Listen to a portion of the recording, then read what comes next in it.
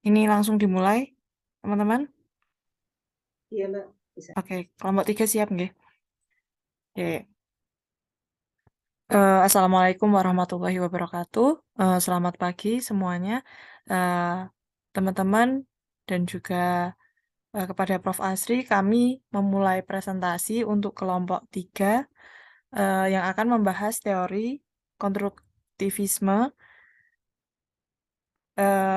Untuk pagi ini, mungkin untuk mempersingkat eh, waktu dan tempat bisa langsung saya persilahkan kepada kelompok 3. Silahkan.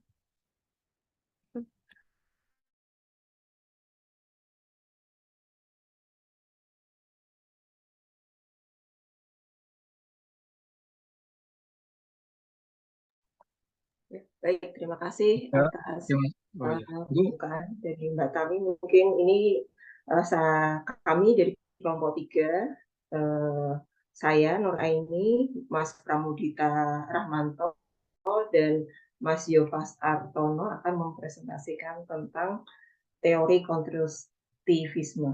Monggo Mas Pram.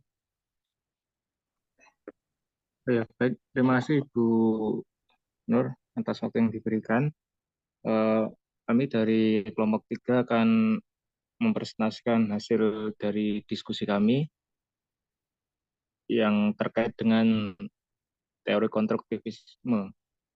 Untuk selanjutnya, langsung saja kami bahas, tapi sebentar saya tampilkan slide-nya.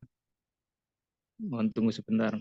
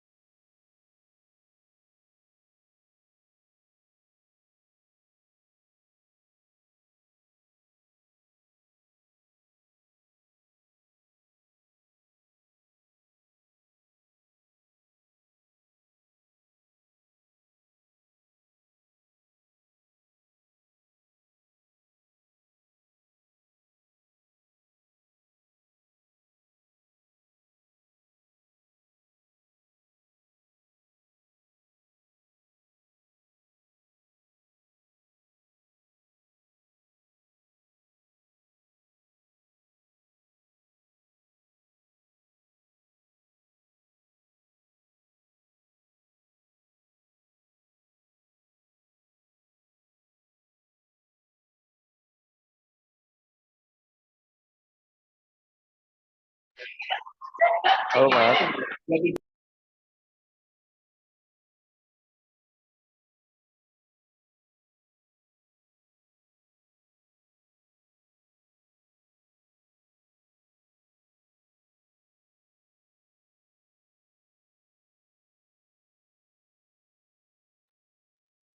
Oh ya, terima kasih Mas Azhar atas bantuannya menampilkan PowerPoint kelompok kami. Mohon maaf ada gangguan di laptop saya. Untuk hari ini kita akan membahas tentang teori konstruktivisme. Saya sendiri, Pramudita Rahmanto, dan Nur Aini, Bu Nur Aini dan Mas Yufas Prius Artono. Next slide Mas. Oh ya, baik. Untuk teori konstruktivisme sendiri terbagi menjadi 5 chapter besar, yaitu teori konstruktivisme beserta tokohnya, ciri dan prinsip teori konstruktivisme, proses belajar menurut teori konstruktivisme, kekurangan dan kelebihan teori konstruktivisme, dan yang terakhir implementasi dan hakikat teori konstruktivisme. Untuk pengertian teori konstruktivisme sendiri, konstruktivisme didefinisikan sebagai pembelajaran yang bersifat generatif, yaitu tindakan mencipta sesuatu makna dari apa yang dipelajari. Jadi konstruktivisme itu kan berasal dari kata konstruktif, ya konstruktif yang dia sifatnya itu membangun apa yang sedang didalami gitu. Konstruktivisme sendiri lebih memaknai belajar sebagai kegiatan manusia membangun atau menciptakan pengetahuan dengan memberi makna pada pengetahuan sesuai dengan pengalaman sendiri. Jadi dia sifatnya itu membangun atau menciptakan pengetahuan. Seperti itu. Next slide. Tokoh konstruktivisme sendiri yang besar itu ada dua, yaitu Jean Piaget dan Vygotsky. Untuk Jean Piaget sendiri, dia mendefinisikan teori belajar konstruktivisme yang dikembangkan oleh Piaget dikenal dengan nama konstruktivitas kognitif atau personal constructivism. Sedangkan Vygotsky sendiri, beliau mendefinisikan teori belajar Vygotsky menekankan pada sosiokultural dan pembelajaran yang dipengaruhi oleh lingkungan sosial di sekitarnya. Jadi ya baik. Jadi dari kedua tokoh ini mendefinisikan teori konstruktivisme yang berbeda. Untuk Jean Piaget sendiri, dia lebih menekankan bahwa konstruktivisme lebih kepada pendekatan kognitif, sedangkan Vygotsky sendiri dia menekankan kepada konstruktivisme yang bersifat ke sosial. Jadi perbedaan besarnya seperti itu. Kemudian next slide, Mas. Untuk ciri-ciri teori konstruktivisme sendiri itu yang pertama mencari tahu dan menghargai titik pandang atau pendapat siswa. Yang kedua, pembelajaran dilakukan atas dasar pengetahuan awal siswa. Yang ketiga, memunculkan masalah yang relevan dengan siswa. Yang keempat, menyusun pembelajaran yang menantang dugaan siswa. Yang kelima, menilai hasil pembelajaran dalam konteks pembelajaran sehari-hari. Yang keenam, siswa lebih aktif dalam proses belajar karena fokus belajar mereka pada proses pengintegrasian pengetahuan baru yang diperoleh dengan pengalaman atau pengetahuan lama yang mereka miliki. Yang ketujuh, setiap pandangan sangat dihargai dan diperlukan. Siswa didorong untuk menemukan berbagai kemungkinan dan mensintasiskan secara terintegrasi. Yang ke-8, proses belajar harus mendorong adanya kerjasama. Tapi bukan untuk bersaing. Dia proses belajar melalui kerjasama memungkinkan siswa untuk mengingatkan pelajaran lebih lama. Yang ke-10, kontrol kecepatan dan fokus pembelajaran pada siswa. Yang keenam, pendekatan konstruktivis memberikan pengalaman belajar yang tidak terlepas dengan apa yang dialami langsung oleh siswa. Jadi di antara ciri-ciri tersebut, yaitu teori konstruksi dia itu sifatnya itu membangun teori belajar yang lebih relevan, yang lebih efisien, yang lebih efektif untuk digunakan. Next slide. Baik, untuk selanjutnya prinsip teori belajar konstruktivisme akan dijelaskan oleh rekan kami, Mas Yufas. Silakan, waktu saya berikan, Mas. Oke, baik. Terima kasih untuk kesempatannya. Kemudian kita akan membahas topik mengenai prinsip teori belajar konstruktivisme. Untuk prinsip yang pertama, yaitu pengetahuan dibangun oleh siswa sendiri. Jadi kembali lagi pada definisi sebelumnya yang telah dijelaskan sebelumnya mengenai teori konstruktivisme. Jadi lebih memahami belajar sebagai kegiatan membangun atau menciptakan pengetahuan. Jadi di sini dalam pembelajaran guru hanya sebagai penyedia atau fasilitator. Jadi sekedar membantu atau menyediakan agar situasi dalam proses membangun pengetahuan dapat berjalan dengan lancar. Kemudian prinsip yang kedua yaitu proses belajar lebih utama daripada hasil pembelajaran. Jadi dalam teori konstruktivisme itu sendiri terdapat kegiatan membangun dan menciptakan pengetahuan.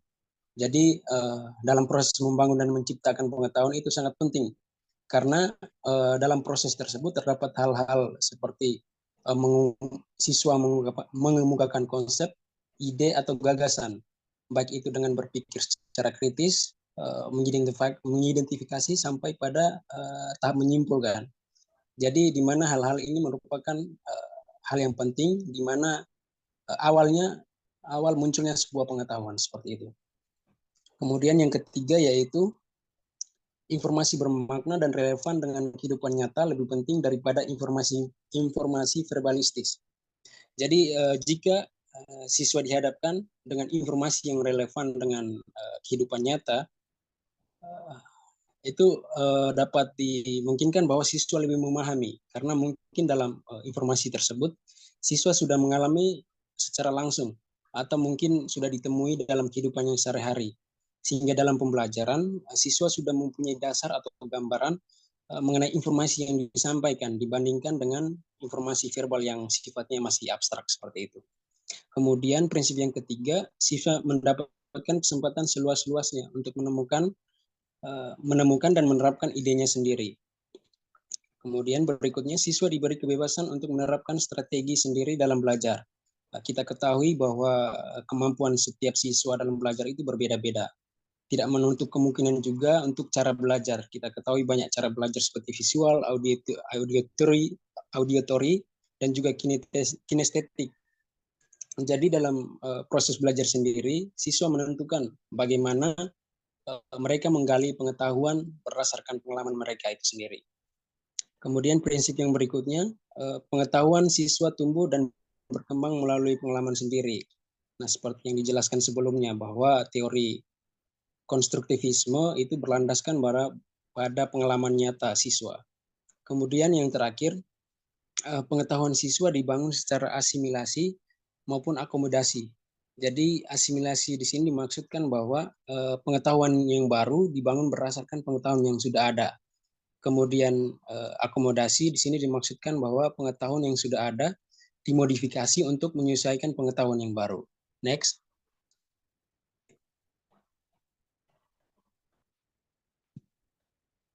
Next, Mas Asar untuk slide-nya.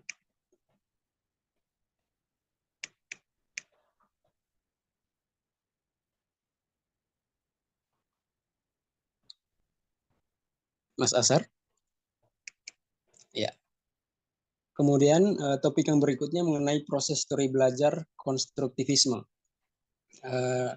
Jadi proses belajar konstruktivisme merupakan pemberian makna oleh siswa kepada pengalamannya melalui proses asimilasi dan akomodasi seperti yang telah dijelaskan sebelumnya. Kemudian dalam proses belajar itu terdapat beberapa hal, yaitu yang pertama peran siswa. Jadi di sini siswa harus aktif dalam melakukan kegiatan, aktif berpikir, menyusun konsep, dan memberi makna tentang hal-hal yang dipelajari. Kemudian peran guru, di sini guru membantu siswa untuk membentuk pengetahuannya sendiri. Guru dituntut untuk memahami jalan pikiran siswa dalam belajar. Kemudian ada juga sarana belajar. Jadi sarana belajar di sini dimaksudkan bahwa segala sesuatu seperti bahan, media, peralatan, lingkungan, dan juga fasilitas untuk mendukung proses kelancarnya membangun suatu pengetahuan. Kemudian yang terakhir yaitu evaluasi belajar. Jadi di sini lingkungan belajar yang sangat mendukung munculnya berbagai pandangan dan interpretasi terhadap realitas, konstruksi pengetahuan, serta aktivitas-aktivitas lain yang didasarkan pada pengalaman. Next. Kemudian teori konstruktivisme juga memiliki kelebihan. Di sini ada beberapa aspek. Aspek yang pertama yaitu dalam aspek berpikir. Jadi dalam kaitannya dalam aspek berpikir, pada proses pembinaan pengetahuan baru, murid berpikir untuk menyelesaikan masalah, menggali ide, dan juga membuat keputusan. Kemudian dalam aspek kepahaman, seorang murid terlibat secara langsung dalam membina pengetahuan baru. Mereka akan lebih paham dan mampu mengaplikasikannya dalam semua situasi. Kemudian dalam aspek mengingat, murid terlibat secara langsung dengan aktif. Mereka akan mengingat lebih lama konsep melalui pendekatan, lebih lama konsep Kemudian melalui pendekatan ini, murid dapat meningkatkan kepahaman mereka. Kemudian aspek yang terakhir yaitu dalam aspek kemahiran sosial.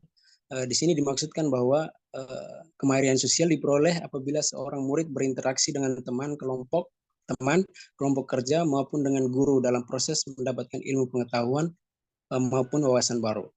Kemudian next.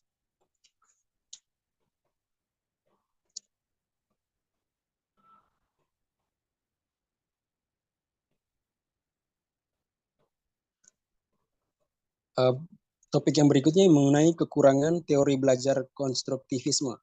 Jadi untuk kekurangan yang pertama yaitu siswa mengkonstruksi pengetahuannya sendiri. Jadi tidak jarang bahwa hasil konstruksi siswa tidak cocok dengan hasil konstruksi sesuai dengan kaidah ilmu pengetahuan sehingga menyebabkan miskonsepsi. Kemudian konstruktivisme menanamkan agar siswa membangun pengetahuan sendiri. Hal ini pasti membutuhkan waktu yang lama dan setiap siswa memerlukan penanganan yang berbeda-beda. Kemudian yang terakhir, situasi dan kondisi tiap sekolah tidak sama karena tidak semua sekolah memiliki sarana prasarana yang dapat membantu keaktifan dan kreativitas siswa. Next, Mas. Baik, untuk penerapan teori konstruktivisme dan pembelajarannya akan dijelaskan oleh Bu Nur. Oke, baik, terima kasih kesempatannya. Jadi di sini saya akan memaparkan tentang penerapan teori belajar konstruktivisme di dalam kelas. Seperti yang sudah disampaikan pada pemateri sebelumnya bahwa di dalam teori konstruktivisme ini, siswa membangun pengetahuannya secara mandiri melalui pengalaman yang didapatkan dari proses belajar. Jadi di sini konstruktivisme mempertimbangkan keterlibatan siswa dalam memaknai pengalaman belajar sebagai sebuah inti dari sebuah pembelajaran. Nah, penerapannya yang pertama yaitu kita sebagai guru bisa mendorong kemandirian dan inisiatif siswa dalam belajar. Nah, di sini guru bisa menerapkan pembelajaran dengan menghargai gagasan atau pemikiran siswa serta mendorong siswa untuk berpikir secara mandiri. Jadi di sini guru bisa membantu siswa menemukan identitas intelektual mereka. Jadi di sini guru hanya membantu saja untuk memfasilitasi siswa. Berikutnya siswa sendiri yang merumuskan. Belum selesai Mas Adar. Oke. Jadi siswa sendiri yang merumuskan pertanyaan dan kemudian menganalisis serta menjawabnya, berarti telah mengembangkan tanggung jawab terhadap proses belajar mereka sendiri serta mereka belajar menjadi pemecah masalah dari satu fenomena atau permasalahan yang mungkin yang diungkap dalam satu pembelajaran. Next. Berikutnya di sini guru bisa mengajukan pertanyaan terbuka dan memberikan kesempatan beberapa waktu kepada murid untuk merespon. Artinya memberikan waktu untuk siswa itu berpikir, kemudian untuk merespon atas pertanyaan yang diberikan guru. Siswa diajak untuk berpikir reflektif, walaupun di sini memerlukan waktu yang cukup untuk memahami pertanyaan yang dilontarkan guru maupun untuk memahami gagasan dan komentar yang dilontarkan oleh teman yang lain. Nah, di sini cara guru mengajukan pertanyaan dan cara siswa merespon atau menjawabnya akan mendorong siswa untuk membangun keberhasilan dalam melakukan penyelidikan. Nah, di sini peran guru sebagai fasilitator sangat penting karena gurulah yang harus bisa memberikan pertanyaan-pertanyaan yang bisa mengajak siswa untuk bisa berpikir secara mendalam dan mampu mendiskusikannya untuk membangun pengetahuan berdasarkan pemahaman dari pengalaman belajar melalui diskusi tersebut. Next. Berikutnya guru harus membuat kelas itu atau pembelajaran itu bisa mendorong siswa untuk berpikir tingkat tinggi. Guru harus menerapkan proses pembelajaran konstruktivisme akan menantang para siswa untuk mampu menjangkau hal-hal yang berada di balik respon-respon faktual yang sederhana. Artinya di sini guru akan mengembangkan atau mengajak siswa itu berpikir secara mendalam, walaupun dari hal-hal yang sederhana. Dari hal-hal yang sederhana, guru mengajak siswa untuk berpikir memahami tentang konsep-konsep yang ada dalam materi secara lebih detail, sehingga siswa itu benar-benar memahami materi dengan baik. Berikutnya, guru mendorong siswa untuk menghubungkan dan merangkum konsep melalui analisis, prediksi, justifikasi, dan mempertahankan gagasan atau pemikirannya. Artinya di sini dalam proses pembelajaran memang lebih banyak ke diskusi, di mana guru memberikan merangkum konsep, kemudian mengajak anak-anak atau siswa itu diajak untuk menganalisis satu konsep, kemudian memprediksinya, kemudian bagaimana justifikasinya, serta bagaimana anak-anak itu bisa melontarkan gagasan atas pemahaman dari pengetahuan yang dibentuk. Berikutnya,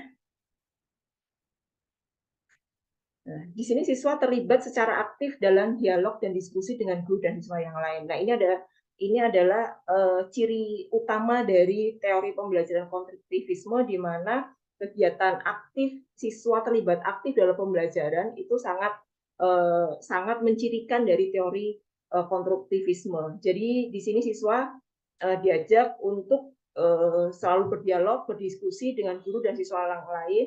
Siswa memiliki kesempatan untuk mengemukakan apa yang mereka pikirkan dan mendengarkan gagasan orang lain.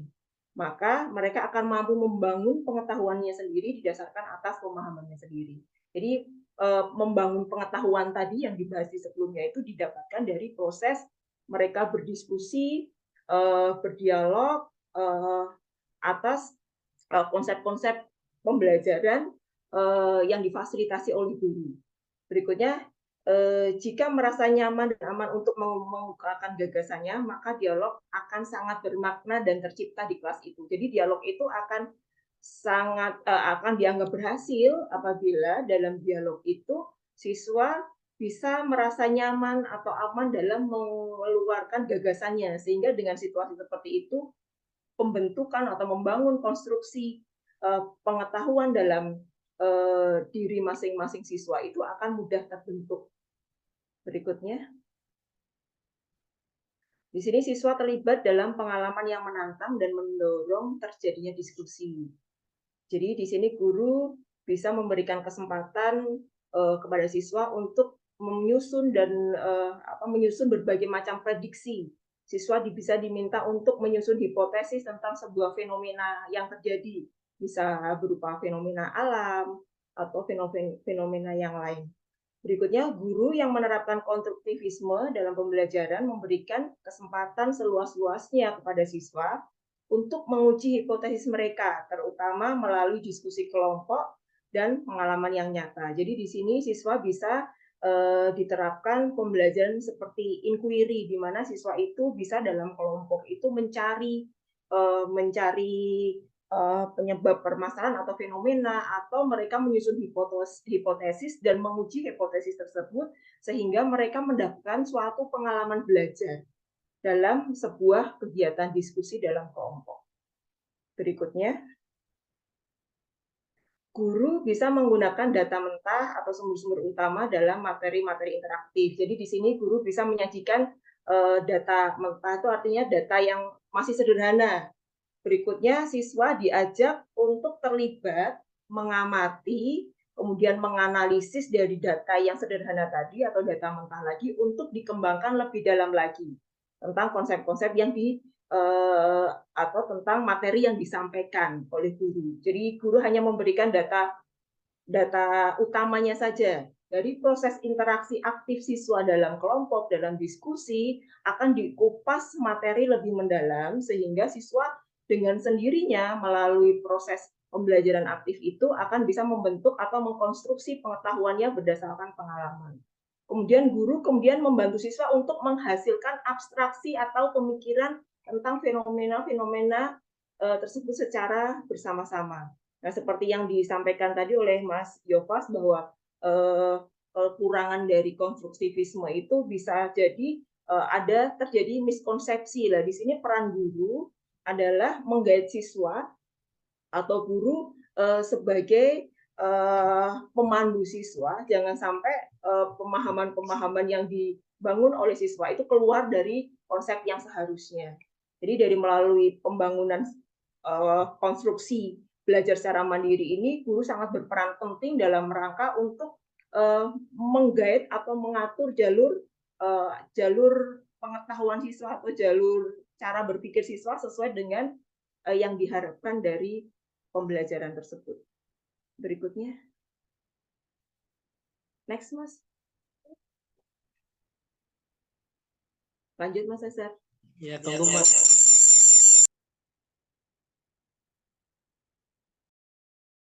Oke, saya lanjutkan untuk hakikat pembelajaran konstruktivisme. Dalam penerapan teori konstruktivisme dalam belajar dapat digunakan pembelajaran yang melibatkan beberapa tahap. Yang pertama adalah pengenalan. Pengenalan merupakan pemberian hal-hal konkret dan mudah dengan contoh-contoh sederhana yang dalam kehidupan sehari-hari. Berikutnya, sebelum pengenalan sebenarnya siswa bisa diberikan pemahaman awal atau memberikan materi awal sebelum masuk ke pembelajaran, sehingga dalam tahap pengenalan ini siswa sudah memiliki pengetahuan dasar. Kemudian guru memberikan hal-hal yang konkret dan mudah sebagai contoh untuk memperdalam lagi pembelajaran. Berikutnya, tahapan pembelajaran kompetensi, di mana pembelajaran kompetensi diterapkan dengan memahami kemampuan peserta didik terhadap kompetensi yang akan dipelajari, serta jadi di sini untuk pembelajaran kompetensi yang diterapkan dalam teori konstruktivisme, pembelajaran diterapkan berdasarkan kemampuan peserta didik atau berdasarkan karakteristik masing-masing peserta didik. Sehingga guru harus mampu menerapkan strategi pembelajaran yang sesuai dengan kebutuhan peserta didik. Berikutnya, tahapan pemulihan. Atau di sini bisa dilaksanakan kegiatan penilaian yang dilakukan untuk menunjukkan apakah satu kompetensi telah tuntas dikuasai atau belum. Nah, dari hasil penilaian tersebut akan diketahui jenis latihan yang diperlukan atau yang akan diberikan kepada peserta didik sebagai pemulihan, pendalaman, dan pengayaan. Kemudian dalam sesi pendalaman, peserta didik perlu belajar secara aktif dengan berbagai cara untuk mengkonstruksi atau membangun pengetahuannya. Dilanjutkan ke tahapan pengayaan, di sini peserta didik perlu untuk meningkatkan integrasi dan aktif dalam pembelajaran. Tentunya pengayaan ini diterapkan juga disesuaikan dengan kebutuhan masing-masing siswa, di mana guru harus bisa memetakan dari kegiatan penilaian tadi, mana siswa yang membutuhkan pengayaan, kemudian mana siswa yang membutuhkan pendalaman, sehingga dalam penerapan teori konstruktivisme ini lebih menekankan pembelajaran berdasarkan karakteristik siswa. Tidak bisa satu kelas itu strategi yang diberikan sama, akan tetapi guru harus bisa memetakan kebutuhan masing-masing siswa, kemudian bisa merancang strategi pembelajaran berdasarkan kemampuan masing-masing siswa. Next. Nah, di sini pada sesi terakhir kesimpulan bahwa model pembelajaran konstruktivisme adalah salah satu pandangan tentang proses pembelajaran yang menyatakan bahwa dalam proses belajar atau proses perolehan pengetahuan diawali dengan terjadinya konflik kognitif. Kemudian konflik kognitif ini hanya dapat diatasi melalui pengetahuan yang akan dibangun sendiri oleh anak atau siswa melalui pengalamannya dan hasil interaksi dengan lingkungannya.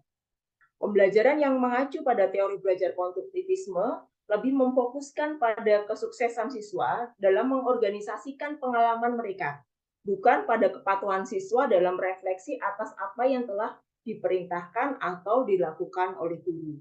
Dengan kata lain, siswa bisa lebih diutamakan untuk mengkonstruksi sendiri pengetahuan mereka melalui asimilasi dan akomodasi. Baik, demikian presentasi dari kami kelompok 3. Saya kembalikan ke moderator untuk bisa menggait kegiatan berikutnya. Terima kasih. Wassalamualaikum warahmatullahi wabarakatuh. Assalamualaikum. Terima kasih Bu Nur atas dan Mas Yova atas presentasi yang dijelaskan. Untuk selanjutnya, bagi teman-teman yang ingin bertanya, kami persilahkan.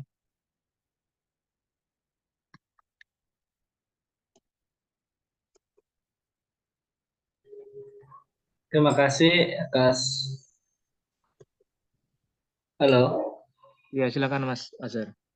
Ya, terima kasih atas kesempatan yang diberikan terkait materi yang disampaikan tadi. Saya ingin bertanya apa sih perbedaan yang mendasar antara teori belajar konstruktivisme dan teori belajar kognitif.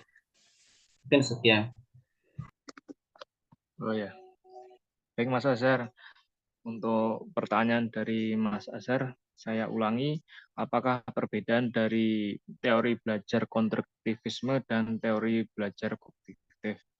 Baik, akan kami cari jawabannya segera. Sambil kami cari jawabannya, silahkan untuk penanya lain apabila ada hal yang ingin disampaikan.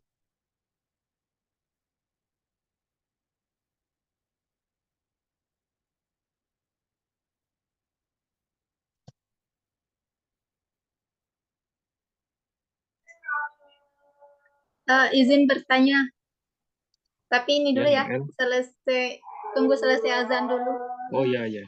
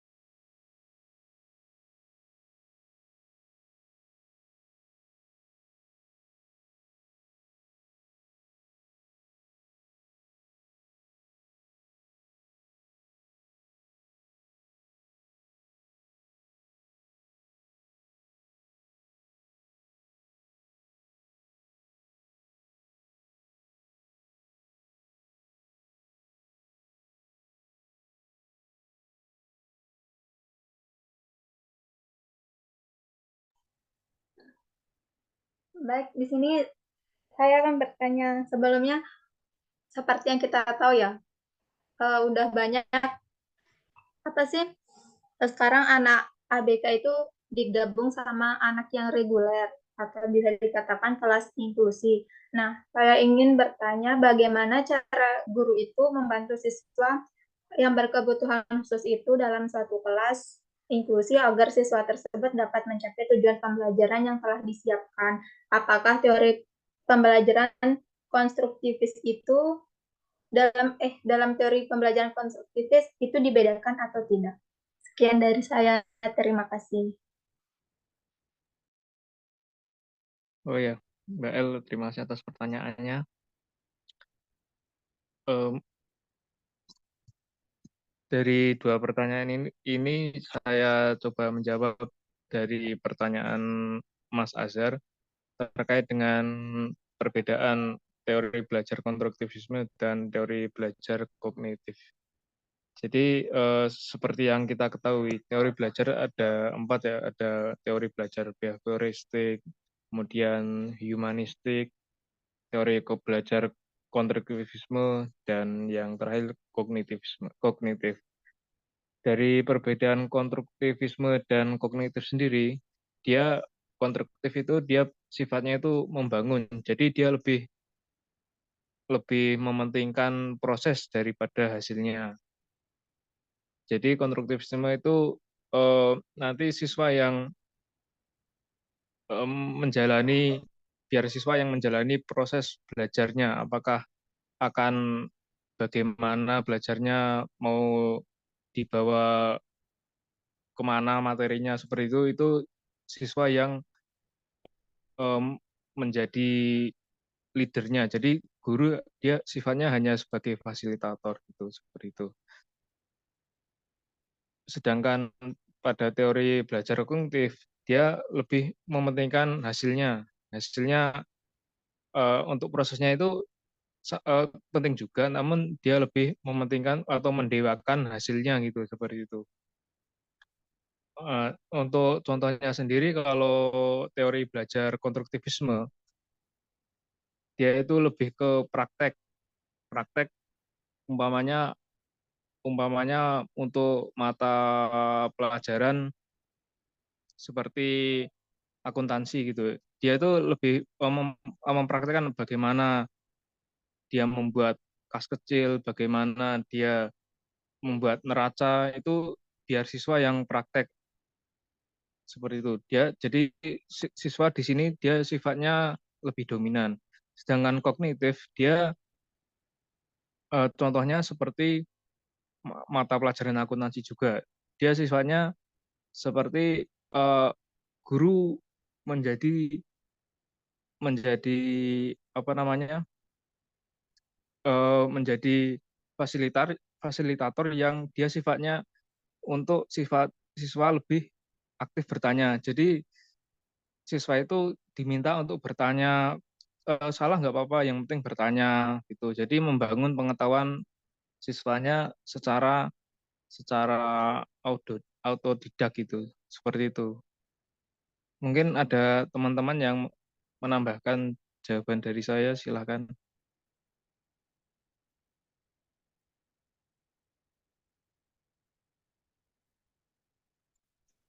Baik, terima kasih untuk penjelasan dari Mas Pramu.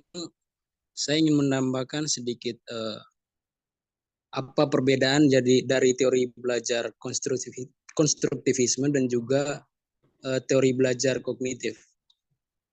Jadi teori belajar konstruktivisme itu lebih menekankan pada aspek kemampuan siswa untuk membangun pengetahuannya sendiri itu dengan melalui pengalaman nyata. Jadi di sini dimaksudkan bahwa cara belajar siswa itu diperoleh berdasarkan apa yang dialami dalam kehidupan sehari-hari, seperti itu. Kemudian kalau menurut teori belajar kognitif itu lebih pada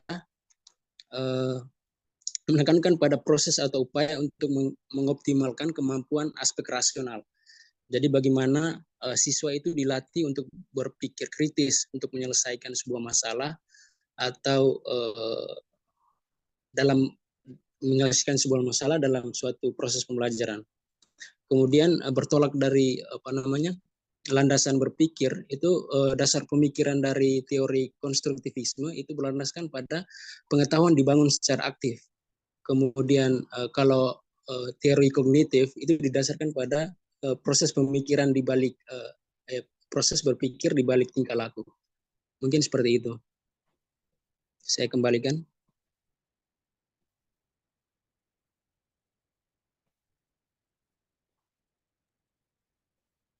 Oke, baik. Mungkin itu Mas Asar.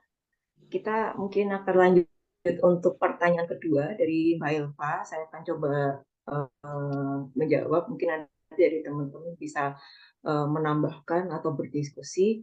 Jadi pertanyaan dari Mbak Elva adalah bagaimana cara guru membantu siswa berkebutuhan khusus dalam satu kelas umum agar siswa dapat mencapai tujuan pembelajaran yang telah disiapkan sebelumnya berdasarkan teori pembelajaran konstruktivisme.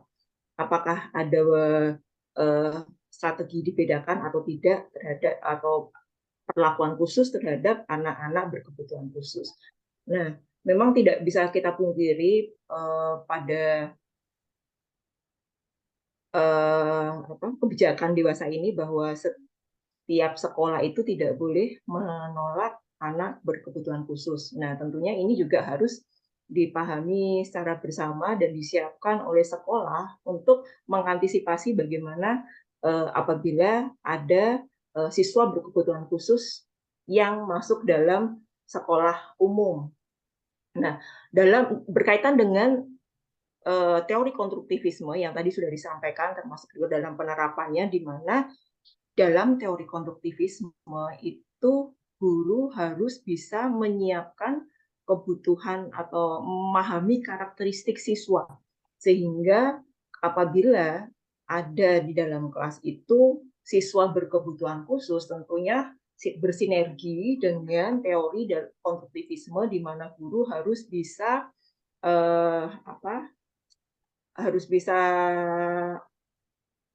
mendampingi siswa sesuai dengan kebutuhannya atau bisa memahami karakteristik siswa serta guru harus bisa merancang strategi pembelajaran berdasarkan karakteristik siswa. Sehingga ini juga tentunya sejalan dengan kebijakan pemerintah dewasa ini di mana sekolah-sekolah dalam kurikulum yang sekarang diminta untuk sekolah itu bisa menerapkan pembelajaran berdiferensiasi atau pembelajaran yang berdasarkan kebutuhan siswa. Nah, apabila ada siswa berkebutuhan khusus dan di mana di sekolah itu belum ada guru yang mampu atau belum ada tenaga SDM yang mampu melayani, tentunya sekolah harus bisa menghadirkan pendamping khusus dalam kelas itu untuk juga bisa guru kelas itu bisa belajar bersama atau juga bersama-sama bisa mendampingi siswa dengan kebutuhan khusus tersebut.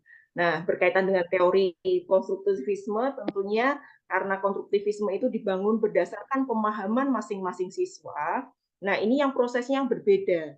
Karena kebutuhan siswa itu kan, kebutuhan masing-masing siswa itu akan berbeda. Apalagi di sini ada siswa yang tidak berkebutuhan khusus saja itu karakternya berbeda, profilnya berbeda, gaya belajarnya berbeda. Apalagi ada ketambahan siswa berkebutuhan khusus. Tentunya di sini guru harus benar-benar bisa merancang strategi pembelajaran di mana siswa dengan berbagai kebutuhannya itu bisa mendapatkan pembelajaran yang baik atau pembelajaran yang sama dengan membangun konsep-konsep secara mandiri sesuai dengan karakteristik siswa dan bisa mencapai tujuan pembelajaran yang telah ditetapkan. Begitu. Jadi di sini lebih ke bagaimana strategi guru menerapkan pembelajaran dalam kelas sesuai dengan kebutuhan siswa tersebut. Begitu mungkin Mbak Elva, atau mungkin dari teman-teman ada yang menambahkan. Terima kasih Bu atas penjelasannya. Udah cukup? Atau mungkin dari teman-teman yang lain? Mas Pram mungkin mau menambahkan?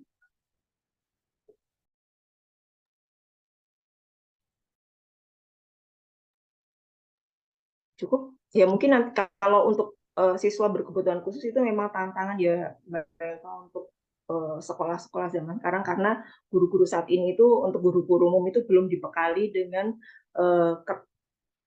kompetensi bagaimana menangani anak-anak khusus. Nah itu memang tantangan bagi sekolah, bagi guru, karena pengalaman di sekolah saya juga karena tahun ini tidak boleh menolak inklusi, ada satu anak inklusi yang masuk ke kelas kami dan memang kami untuk penanganannya kami membutuhkan bantuan dari pendamping dari guru lain untuk kami bisa sama-sama belajar. Nah, karena kami belum memiliki kemampuan yang mumpuni untuk mendampingi anak tersebut, kami memang berkolaborasi dengan guru yang bisa membantu sekolah menangani siswa berkebutuhan khusus tersebut. Seperti itu yang sudah pengalaman yang ada di sekolah kami untuk menangani anak berkebutuhan khusus. Baik, Pak Eko, monggo silahkan. Ya, Bu, matur suwun, Bu. Sekedar menambahkan saja dari teman-teman, terutama dari Bu Nur Aini. Sekali lagi, sekolah anak berkebutuhan khusus itu tidak hanya anak-anak yang dalam tanda kutip tuna dan tuna, tetapi anak-anak yang memang dari segi kemampuan kurang, kemudian dari segi sikap ya mungkin ada yang hiperaktif, ada yang kurang aktif, kemudian ada permasalahan dalam pembelajaran, terutama yang signifikan itu termasuk layanan atau bisa dikategorikan sebagai anak berkebutuhan khusus. Jadi yang kami ketahui bahwa tidak hanya yang berkaitan dengan tuna saja, tetapi anak-anak yang memang mengalami permasalahan belajar, terutama baik itu karena faktor karena mungkin kemampuannya kurang atau ada permasalahan-permasalahan lain, termasuk yang sering kalau di dunia pendidikan yang sering dikeluhkan adalah anak-anak yang hiperaktif dan memiliki